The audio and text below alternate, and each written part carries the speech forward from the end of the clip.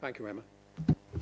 So that comment is essentially saying the significant risks we've identified in this document are as we see them as at today. As we go through the audit, they may well change, and part of the increased uncertainty that we sort of note there is because you haven't been audited properly for a number of years, and therefore there is higher. Oh, got some sound. Got some sound. There is. Oh, got echo.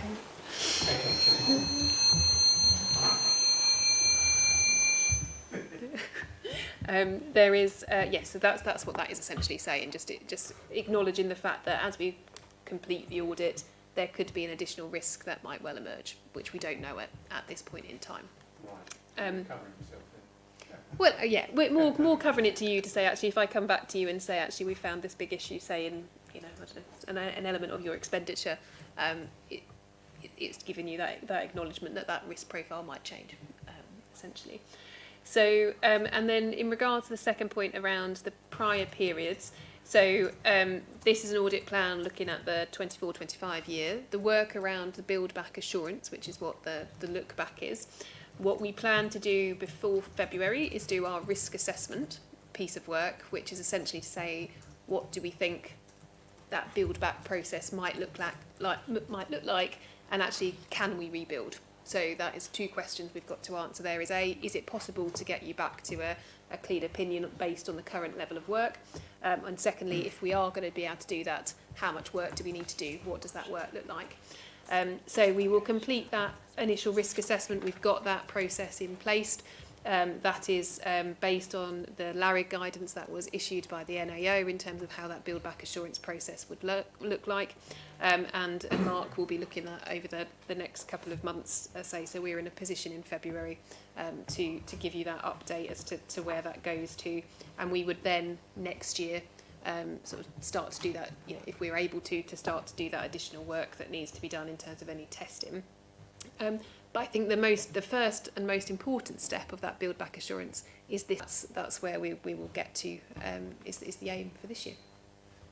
Just follow on, I mean, that's for this year, but when you mention February, is that for the following year that you're going to be basing that information that you've collated? So the build back assurance piece, the risk assessment, is starting as of the 24-25 year. But this year, what we are doing is, so last year we were able to do a reasonable amount of work, but we weren't able to conclude all areas. This year our plan is that for the 24-25 audit, we to give us that starting point to start to rebuild proper assurance. So this year's audit is really important that we get that as complete as we absolutely can do, and that's our starting place. Okay, thank you very much. Thank you. Any other members wish to ask any questions on this report? Okay, so thank you, members. We're asked to note the external audit plan and strategy for the year ending the 31st of March 2025. Please can I take it that this report has been noted? Thank you very much, members. So this report has now been noted, so we will now proceed to the agenda item 7, the interim auditor's annual reports, the year ended on the 31st of March 2025. So this is set out on pages 47 of 62. So could I please ask... Set by the NAO to issue an annual audit report, which is essentially the findings from value for money and an update on the annual accounts by November. So for this year, what's been included within this document is essentially our value for money assessment, which is obviously very blank at this point in time. It's tagged as interim because we are required to make sure you've seen this document by the end of November. But what we will do is issue it as final when we sign the account. So in February, you will see this document again, with again that value for money opinion, but also the update in terms of where the accounts findings has got to. So that's why you'll see in this one today. Don't be alarmed that the sort of status on the account says it's not really very far. That is because we've just started the audit. But I'll get Mark just to take you through value for money. Yeah, thanks everyone. So I'll take the report as read, but I'll draw your attention to a few pages within the report. So first off, and I'll use the page, not our page numbers, I'll use the page numbers from the pack for this, just to make that one clear. Otherwise, I think it will just end up being confusing if I use one or the other. So page 55, we report on 3 areas in VFM, and those are financial sustainability, governance, and improving economy efficiency and effectiveness. We will look through a number of procedures there. So this is not a financial audit. This is looking through the value for money and looking at the kind of governance procedures and procedures across the entity in place that support good governance, financial sustainability, and of the council. What we then will do, though, if you might recall from last year, is we will carry out an initial assessment, and we will come back to you and say whether or not we have found a significant risk within any of those areas. If we find a significant risk, that is not necessarily an alarm bell. That is just if from our initial assessment we have found something which requires an additional focus when we're doing our VFM procedures to ensure that there isn't a significant weakness within the VFM arrangements. You may recall that last year we had a significant risk in governance, which was in regard to the Wethersfield case, so specifically in regard to the governance around the decisions made as the Wethersfield situation developed. We also had a significant risk on improving economy efficiency and effectiveness, and that was in regard to key contract monitoring.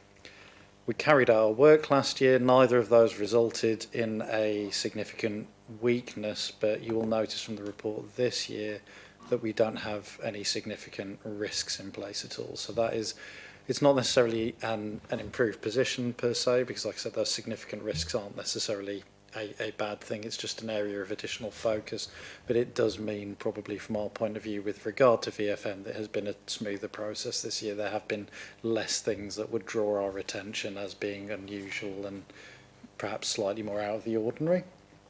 Apart from that, then, there are 2 areas just to draw your attention to where we have made recommendations. One is on page 60, and this is a follow-on recommendation from prior year. So in the prior year, we raised a recommendation in regard to some of the council policies and controls. So these are kind of your underlying policies in regard to things like recruitment. And our recommendation there was when we reviewed these as part of our VFM processes, some of those policies had not been updated for a while, and some of them didn't have, say, for example, version control. So you wouldn't have this policy was last prepared in, and this is the version number, and it will be revised at this date. So that's a best practice recommendation.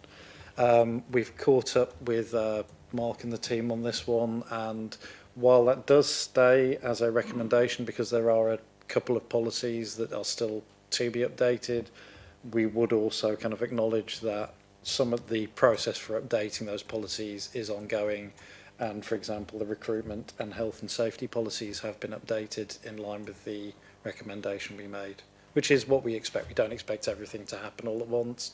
We would probably be concerned if nothing had happened, but you know, we would acknowledge that process is ongoing.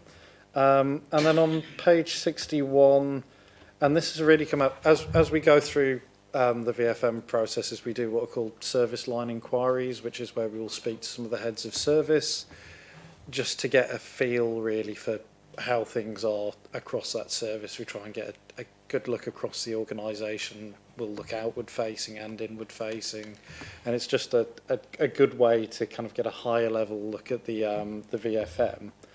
One of the issues that came out of a few of those inquiries, and it's not a major issue, but was that in certain areas of the council there are difficulties with obtaining permanent staffing.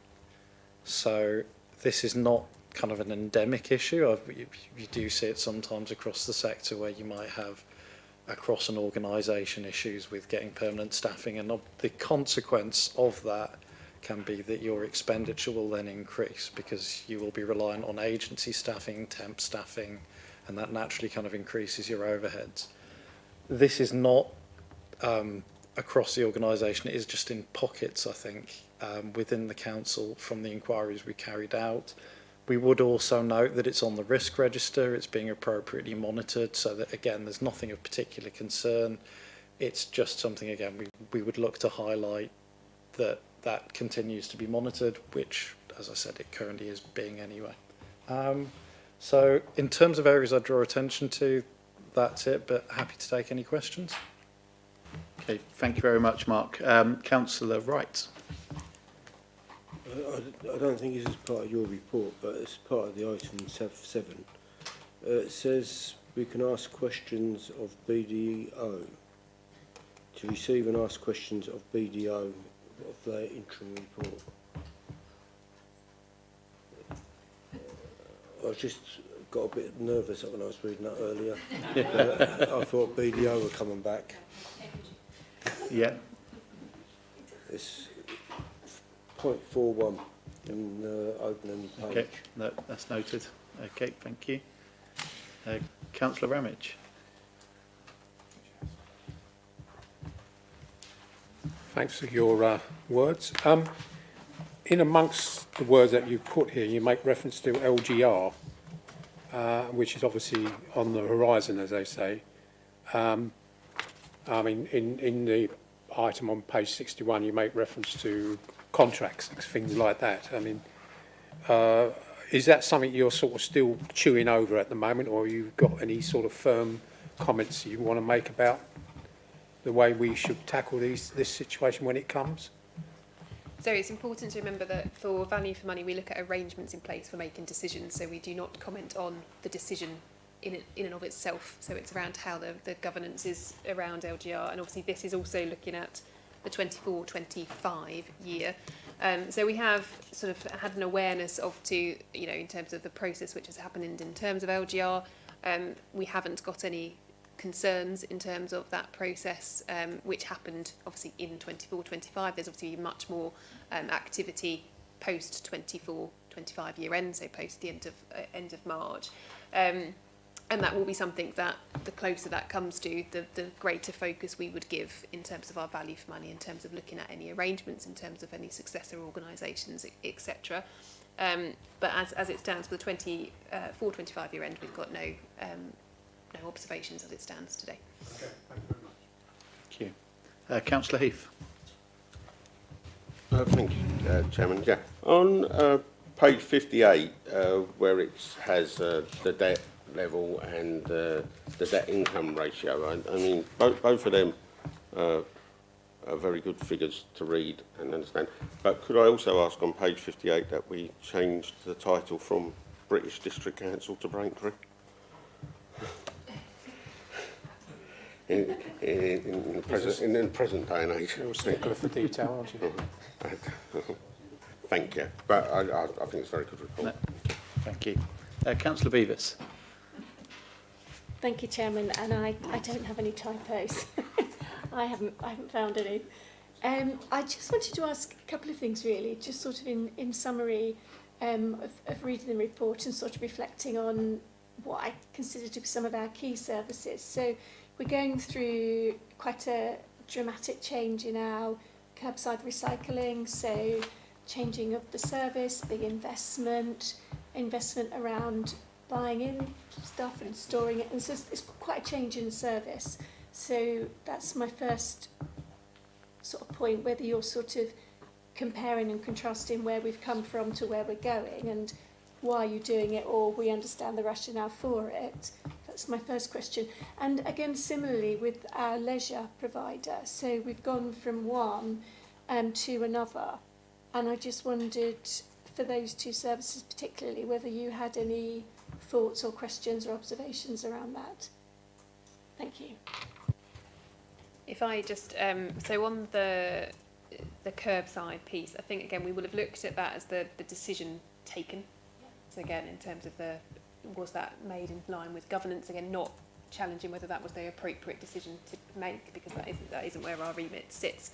And in terms of that process of upskilling and upsizing of storage, etc., that's probably a 25-26 piece that we would look at in more detail because of the timing of that.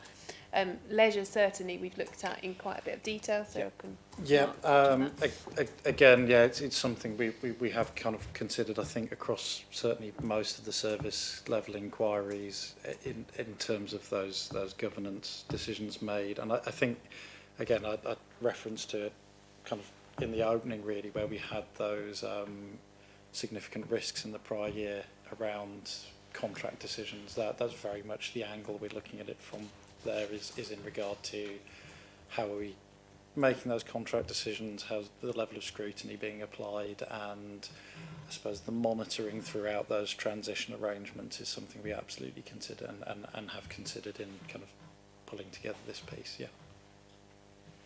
Okay. Thank you. Members, are there any other questions? Okay, thank you. So we are asked to note the External Auditor's Interim Auditor's Annual Report for the financial year ended the 31st of March. So please can I take it that this report has been noted? Thank you very much, members. Just before we move on to the next item, Emma has very kindly and generously asked if she could update the committee on where we are with the current audits. So we know, we've heard that BDO was mentioned, as Councillor Wright pointed out, in the agenda pack, and there were some concerns previously. Emma would just like to hopefully reassure committee, give an update. Just want to say at this point there won't be any opportunity for questions on this item because Emma is offering this as not actually part of the agenda, but I felt it was necessary for her to be able to update everybody on the current position of the audit. So thank you, Emma. Thank you, Chair.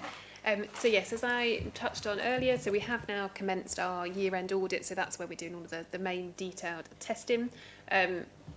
In the spirit of transparency, we have had a little bit of unforeseen sickness, unfortunately, so we are just working through that with Mark in terms of making sure that doesn't impact our overall timetable, and we have got suitable resource in place to sort of fix that, but it's just sort of had a small knock-on impact. But in terms of where we are as of today, we've sampled a significant amount of the areas that we need to, so we've got a lot of those samples out.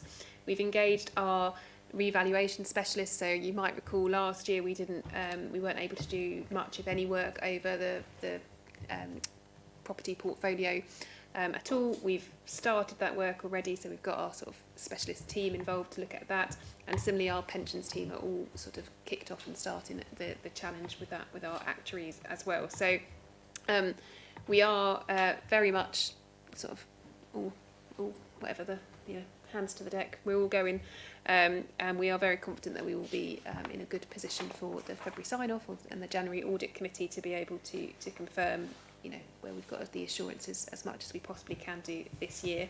And I think it's also worth noting, obviously, that value for money work from our perspective, because we haven't identified any significant risks other than sort of just continuing to check that nothing new emerges as we get towards year sort of sign-in position. That's essentially finished. So that's a significantly improved position to where we were last year. So overall, unless Mark wants to disagree with me, we're in a very good good position as of as to where we are today. So moving on nicely. No, thank you very much, Emma. So yeah, you're more than welcome at this stage. I appreciate it's getting late into the evening to both of Mark and Emma. You're able to leave if you wish, or you're more than welcome to stay as well. So that report has now been noted, and we'll proceed to agenda item 8, which is our internal audit update. So this is set out on pages 63 to 74 of tonight's agenda, and please can I invite Angie Mitchell, our Insurance and Fraud Manager, to set out her report. Over to you, Angie. Thank you. Thank you, Chair, and good evening, members. So the report is an update on the internal audit activity and progress and performance since the last report to this committee, and it also advises that there were no Regulation of Investigatory Powers Act or Investigatory Powers Act applications since the last report or in this year to date. So top of page 64 states a summary of the audits that have been completed since the last report to this committee. Appendix 1 details the overall progress against the internal audit plan for the current year, and Appendix 2 provides a summary of the outcomes of these audits that are listed on page 64. So all of them were either full assurance or significant assurance, which is a good outcome. In terms of an update on the Quality Assurance and Improvement Programme, at the top of page 65, we're noting that the trainee auditor has passed an exam and has achieved internal audit practitioner designation. She is continuing to study towards achievement of the certified internal auditor designation, which is a level 4 qualification. Chair, I'm happy to take any questions. Thank you very much, Angie. Are there any questions? Councillor Hayes. Thank you for the report, Angie. Just a quick one. On Appendix 2, on the outcome of the audits completed, you have the higher, medium, priority recommendations that come out. I'm not going to grill you on any of the individual ones, but when they come on there with a recommendation, is there like a timeline? How do you judge it? If these have been recommended, is there a timescale for when they should be done, or is that something we could see, or how do you gauge it as a success that you have updated it, or is that at the next audit? Thank you, Councillor Hayes. So there's no fixed timeline, but we do obviously have a discussion with the auditee, with the department, about what's reasonable, mindful of everything else that's being done, and a higher priority recommendation we would wish to be implemented more quickly. Thank you. Any other questions, members? Councillor Beavis? Mine's just a quick question, Chairman. It's probably completely that obvious that I can't see it. But what does it mean where it says elections to completed pending manager review? What does that mean then? I'm on page 67. I just wondered, seeing the word elections, what that meant, that was all. Because we haven't had any. What is that? Forgive me. So the auditor has done work, and it's waiting for me to have a look at it. Okay. Just on process of the elections, is that what? Yeah, so the audit was around the elections. I can check the scope for you if you like. I'd like to know. Yeah, Yeah. absolutely. Yeah, that would Bear be with me helpful. a moment. I'm just a bit of an election anorak. I'd just like to know. So, thank you. Sorry, forgive this brief break.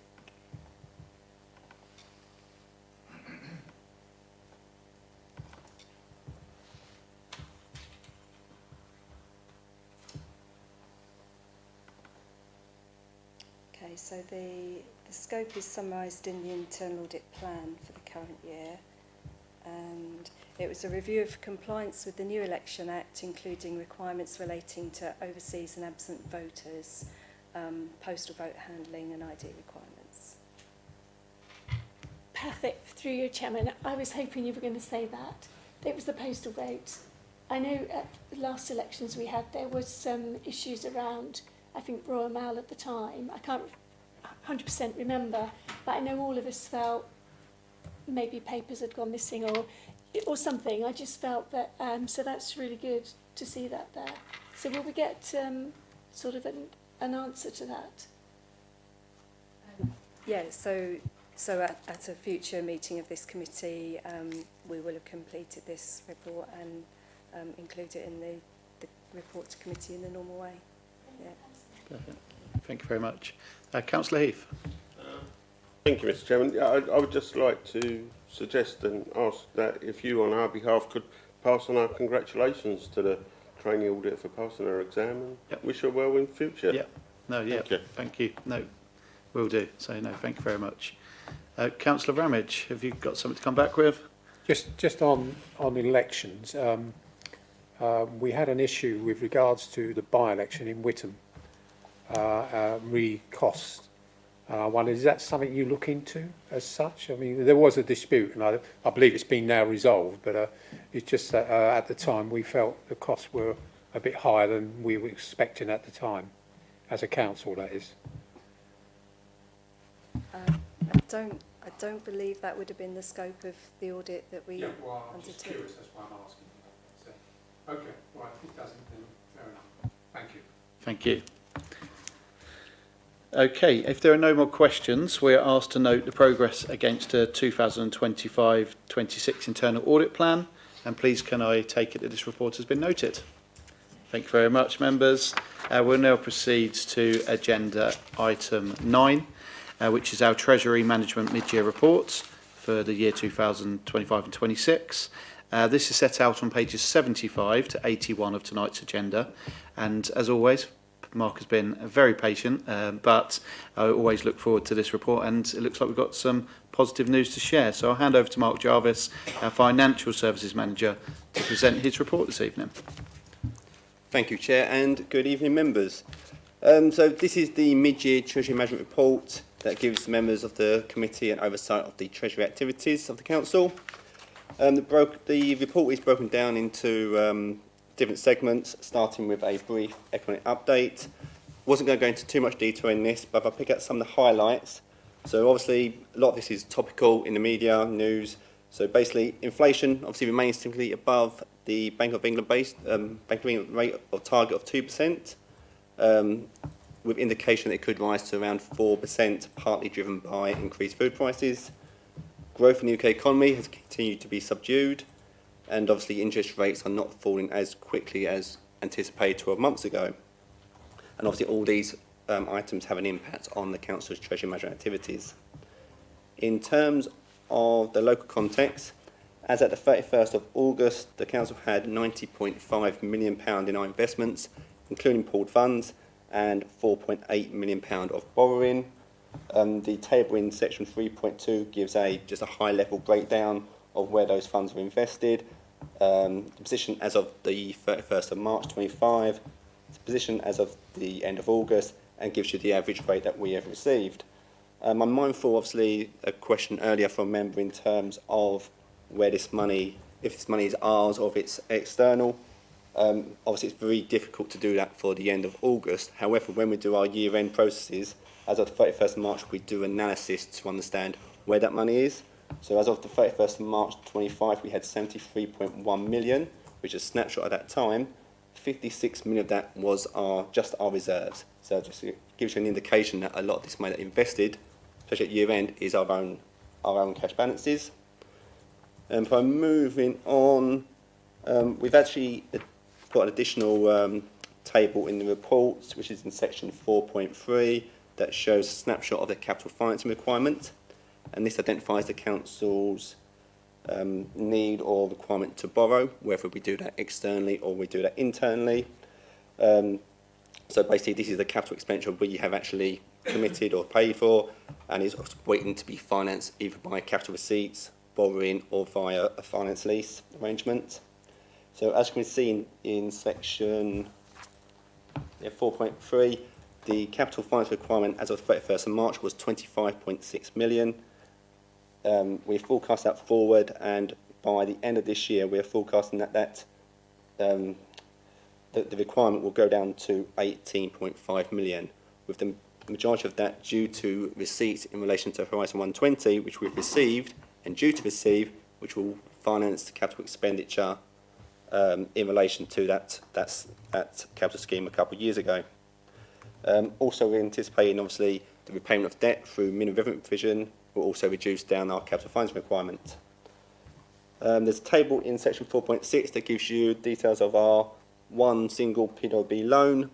That's been there since 2022, and we're not anticipating any further borrowing this year or potentially next year. But just to give you a comparison, the loan that we took out 3 years ago was a rate of 2.59%. The rates currently range from 4% potentially for a 1 year loan all the way up to over 6%. Section 5 gives just further details of where our investments are at. So obviously we've got 19 million in our pooled funds, which I'll come back to later in this report. Short-term investments, we've got it split between Debt Management Office, which is basically an agency of central government, which stands at 39 million as at the end of August. We've got no money tied up in local authorities at this moment in time. Banks 3 million, and then we've got money market funds at £29 million. That comes back to the 90.5 if you include our current account. In terms of our pooled funds, obviously these are invested for the medium to long term, and they do fluctuate with the market. So as at the end of August, the value of these funds was 23.6 million, which is a gain of 4.6 million on the amount originally invested.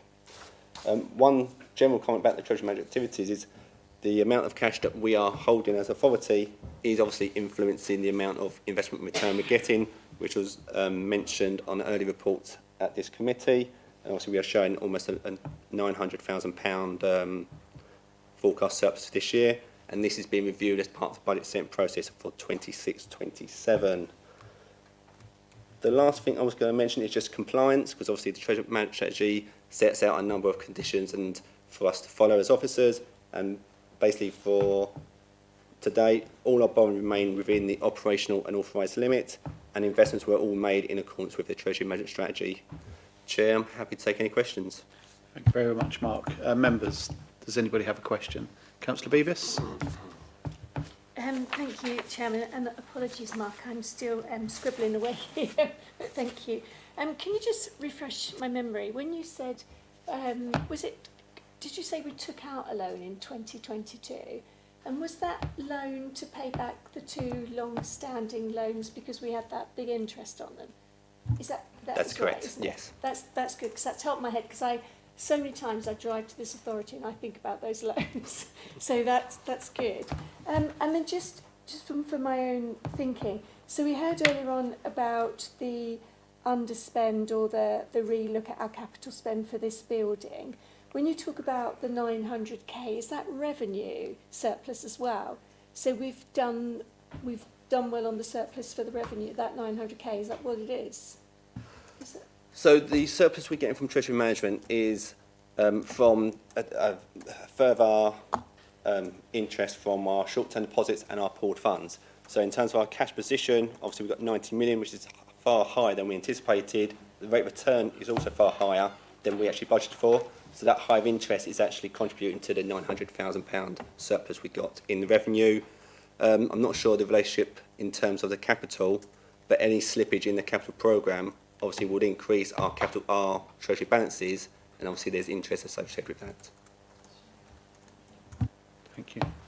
Councillor Ramage. Thanks for the presentation, Mark. Just one question regarding the money market funds. Are they sort of spread out around the financial world, as they say? You know, do you go a lot on Asia or UK, or how does that work, and how often do you change them? So we have 5 money market funds. There's core 5 money market funds, and they are spread out. I can't remember the details of exactly where these are, but I can find it to you separately, Councillor. That's fine. But supplement to that, are they all performing as well as you expect?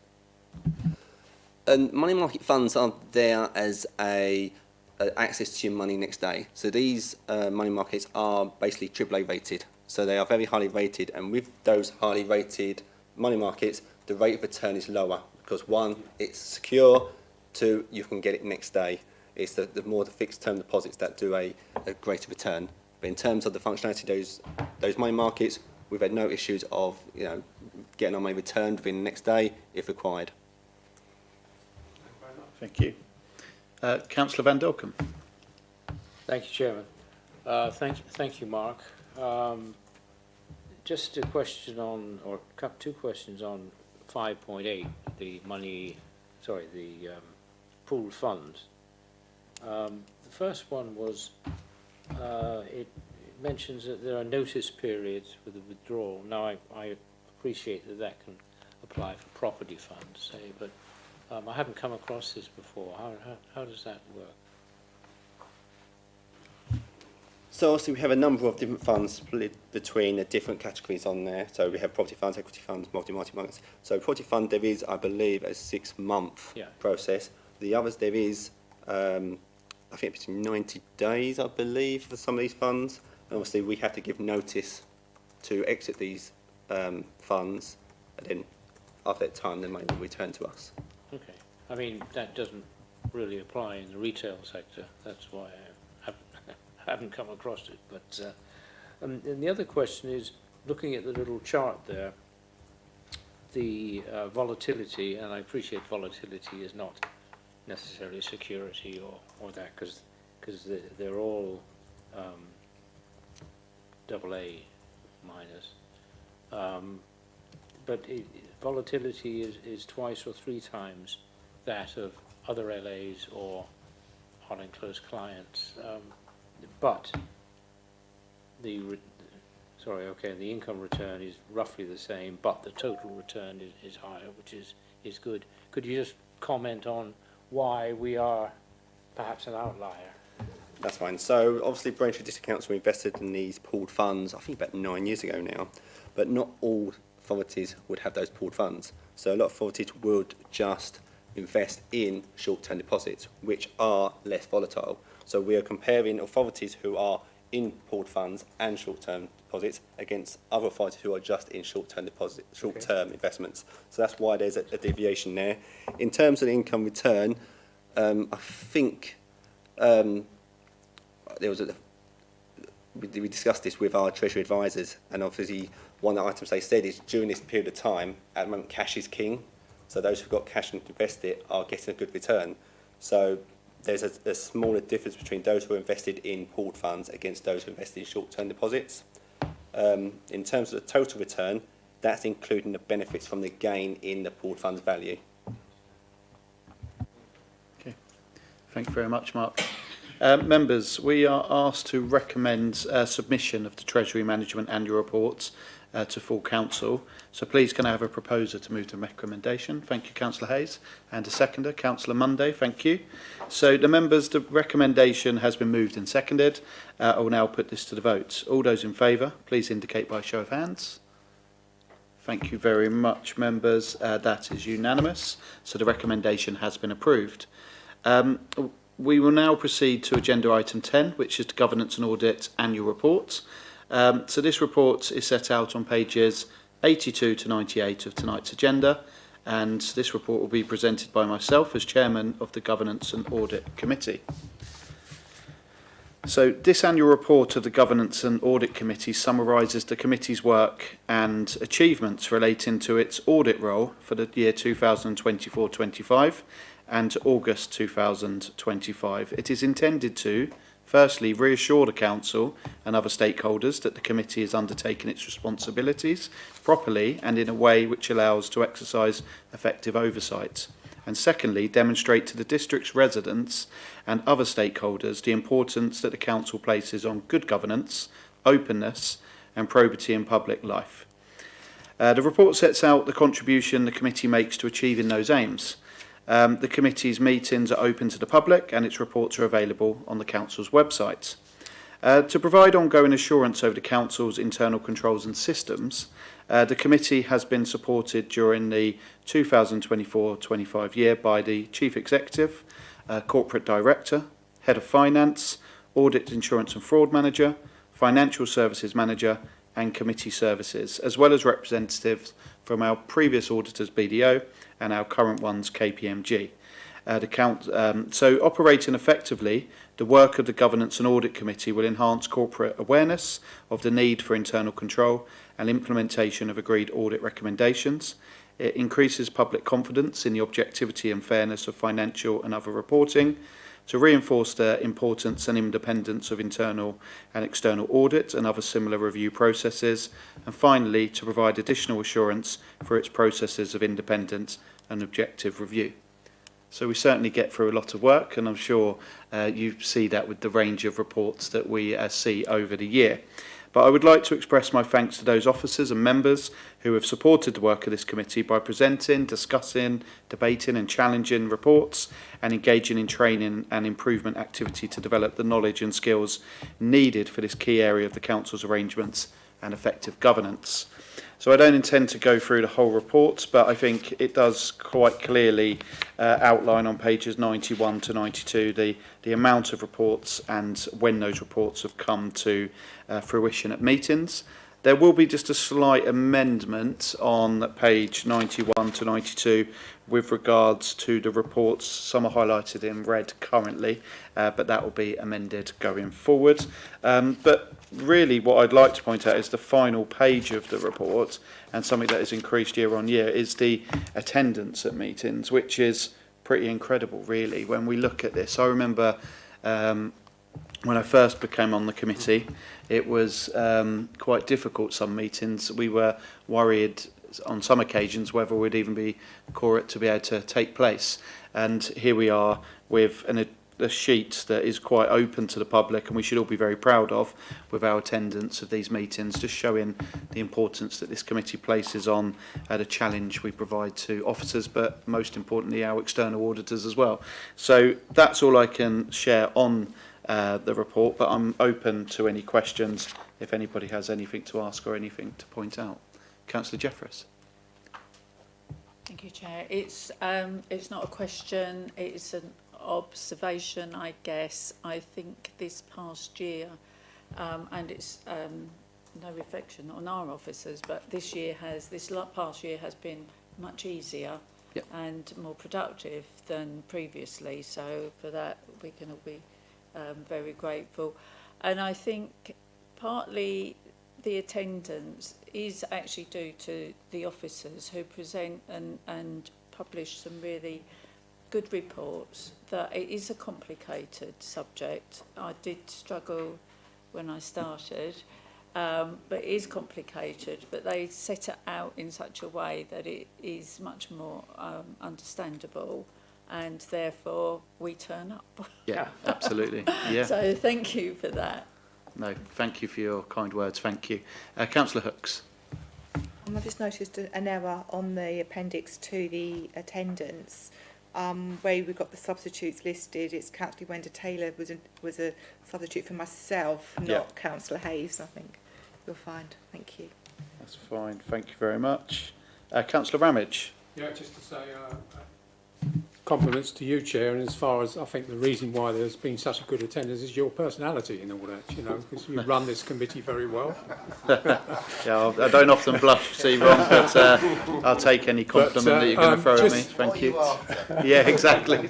Just one other thought is that do you think any more training will be required going forward? Because, I know that's something that particularly Angie and I have discussed. Very complex subject. Yeah, we're always open to providing the training, and that's something that I know Angie is looking to source throughout in the upcoming months as well. So, but we want that to be meaningful and we want that to be beneficial, because again, there was some review that was taken out last year, I believe, with a questionnaire about what areas would be beneficial. And I know Angie's been trying to source some additional training, and whether that's in-house or, I know we've said sometimes we might stay on after some meetings to quickly go through some bits if that's more efficient if we're here anywhere. But we'll be able to look for that. It's just that, you know, this subject it does move on. It's subject to sort of legislation and stuff like that, like taxes and things like that. So we need to keep up to speed with whatever is out there. So and I think it would be a good idea for us to get refreshers. Yeah, no, that's noted, and we can discuss that and look into that. Okay. Any other members have any questions or comments? Okay, thank you. So this needs to be submitted to full council, where we will make some amendments in line with names that need to be corrected in the report. So if there are no other changes, please can I have a proposer to move the recommendation? Councillor Wright, and a seconder, Councillor Ramage. So we have a mover and a seconder, so I'll now put this to the vote. So all those in favour, please indicate by show of hands. Thank you very much, members. That is unanimous, and the recommendations have been approved. This concludes the business for this evening. So the next meeting of the Governance and Audit Committee, just bear with me, is... Just going to check that very quickly. It is in January. Yeah, so it'll be the 14th of January 2026, sorry. So thank you for all your attendance this evening, and particularly those watching on the Council's YouTube broadcast, because I understand the sound has now been corrected, but there have been some slight issues this evening. So I will now close this meeting of the Governance and Audit Committee at 8:44, and I wish you all a very good night. Thank you very much, members. Thank you.